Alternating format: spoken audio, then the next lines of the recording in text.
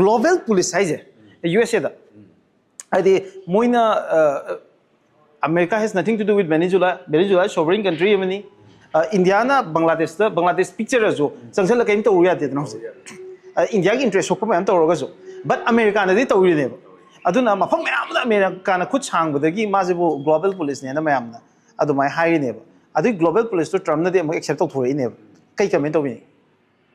Trump na di bado akoi not pa pretense ki mathau ta de akoi pretend ke do to akoi na pam do directly to ni have ne Trump ni direct ne am la akoi ne appreciate to gom to have okay sigi se president kuding mak sumaina khal le adu moi u halli di democracy human right ra mai wala Trump di kai no ha ka da democracy do akoi sin na wa ne akoi pam de akoi na hai do sin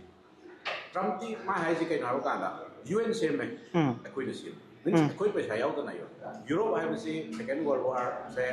America Pearl Harbor the hack Japan attack to wi matung da America akoi Europe ki second world war se koi yaw ne ha ka da Churchill the state ni nam pi ba now we are winning the war America yaw draga di Hitler na nam me ala America ki role se kai no ha ma tam da America hai se akoi se world se akoi na shape to ni ngasi akoi na chat li ba international order se akoi na shape to ni adu tar ga akoi to wang ang okay